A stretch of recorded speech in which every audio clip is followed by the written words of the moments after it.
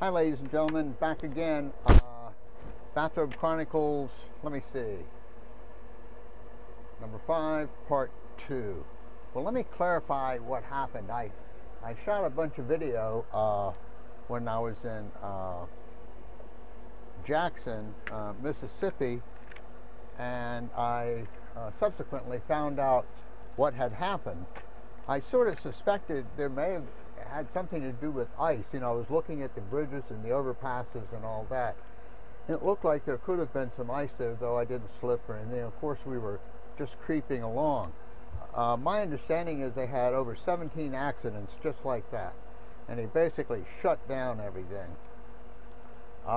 Fortunately, I was getting off the interstate onto a secondary highway, and I was able to get over in the far right lane and worm my way off onto the highway and go. And boy, the police department was doing an excellent job. They had police cars everywhere, and what they would do on a couple of occasions, they just blocked the road. They would gather all the people, you know, before a bridge, and then they would go, you know, then slowly they would go over the bridge to try and get the message to these people, hey, there's a problem with the, you know, with the ice. And then further out, they wouldn't lead you across a bridge, but there would be a car there with the lights running, you know, as a reminder, hey, you know, the bridges could have ice. And one time I actually slipped a little, not a lot. One of the local radio stations was really broadcasting doom and gloom for tomorrow, which would be Friday, I believe. You know, a lot of ice and sleet and snow and, you know, no telling what else. But anyway, so I made it through that.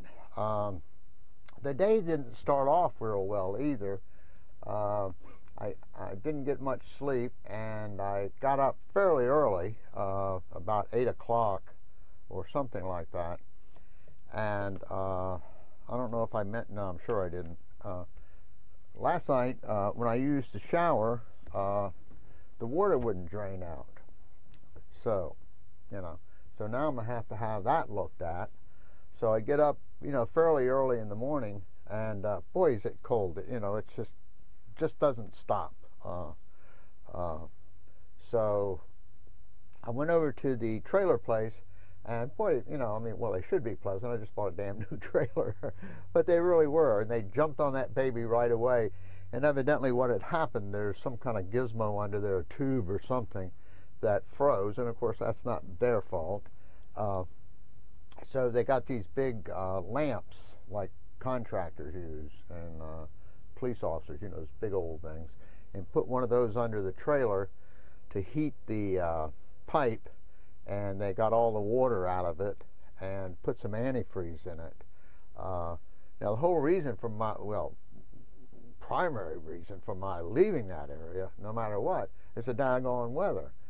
So I started checking around, and it looked like Tallahassee didn't have freezing temperatures. Now the temperatures, you know, weren't like 70 by any stretch of the imagination, but I don't remember what they were, but they were nowhere near freezing, and they surely weren't 12 and 14 and 18 overnight.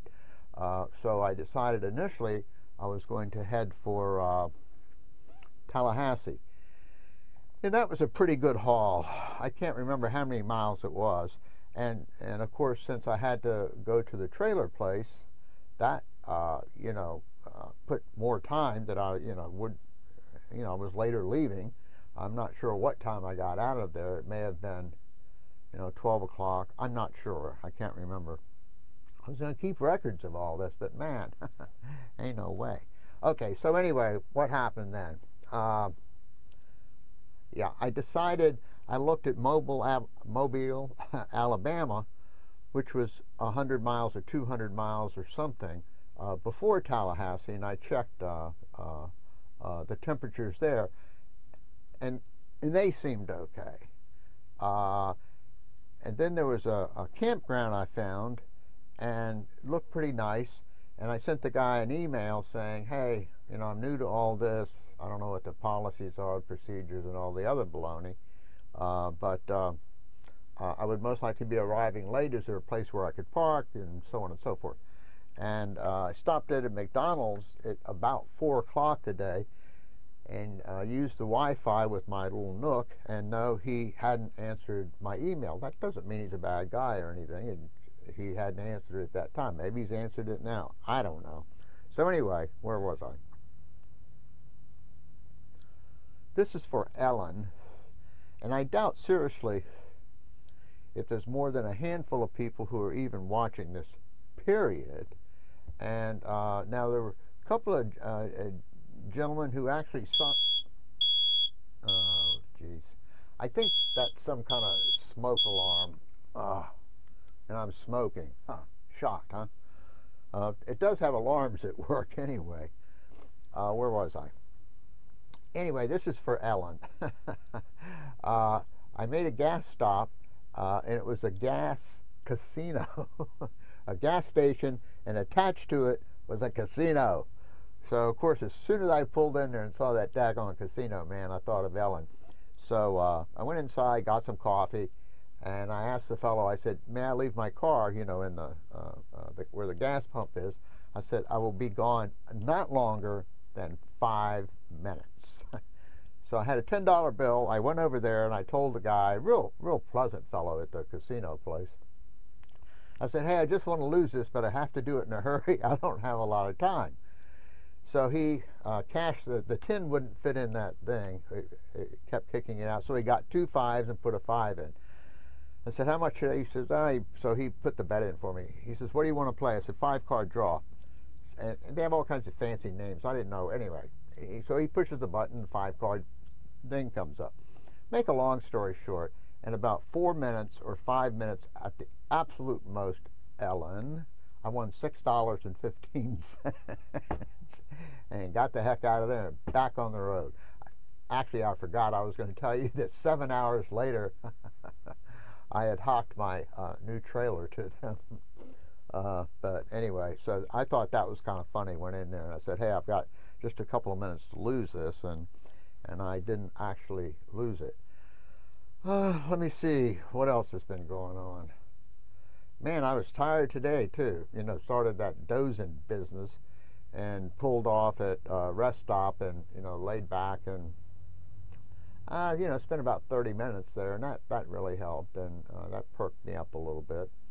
And then about an hour or two, I can't remember when, an hour and a half ago or something, I stopped at a McDonald's, tried the Wi-Fi again. The Wi-Fi, I couldn't get my emails, but anyway, I got some coffee and had a sandwich because I didn't feel like when I stopped, you know, stopping tonight and then cooking something, so had an okay kind of chicken sandwich of some sort. Let me see, anything else going on? Okay, you guys are going to love this. Where am I right now? Well, I'm at Hattiesburg, Mississippi. And physically, where am I? Well, I'm at a Cracker Barrel. If this works, this is really pretty cool. I got here at, gee whiz, it's 12 o'clock. I'm not sure what their time is here in Hattiesburg, but this is, you know, East Coast time. And wasn't a soul here. A couple employees had cars out front. Whipped around and pulled in, and here I am. I'm sleeping at Cracker Barrel. Ain't that something? Now I may have covered this before, and this surely isn't for the trailer people because they know all this, and frankly I doubt if any trailer people are watching this, and I don't mean that in any particular way. I mean, I wouldn't if I knew all this stuff. So the trailer people talk about boondocking, and I think where that came from, you know, the old saying, out in the boondocks, you know, like out in the woods or something. And I think also the connotation is when you're boondocking, you aren't plugged in. You know, obviously if you're out in the woods, I mean way out in the woods, and you aren't in a campground, there's nothing to plug. So what you're doing is you are using the whatever the trailer happens to have, that's what you're using. Now tonight, the only thing I'm using is the battery.